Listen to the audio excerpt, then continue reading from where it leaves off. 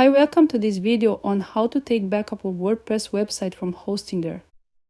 First, head over to Hostinger's website and log into your account. Once you're logged in, you'll be redirected to the Hostinger dashboard. From the dashboard, click on the Website tab in the main menu. Here you'll see all the websites you're currently hosting. Find the WordPress website you want to back up and click on the Manage button next to it. This will take you to the control panel for your specific site. Now open the Files section. Under this section, click on Backups.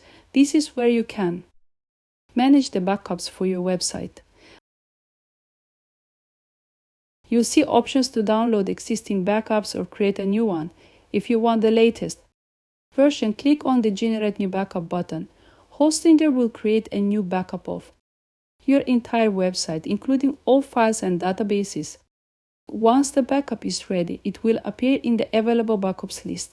Click Download Next to the backup you just created and save it to your computer.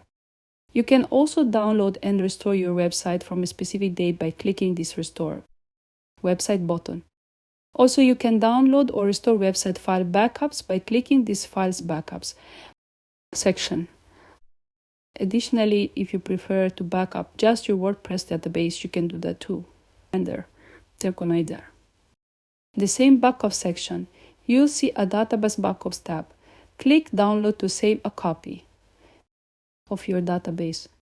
Once the backup is complete, make sure to verify the backup file is successfully saved on your computer. It's always a good idea to store backups on an external drive or cloud storage for added security.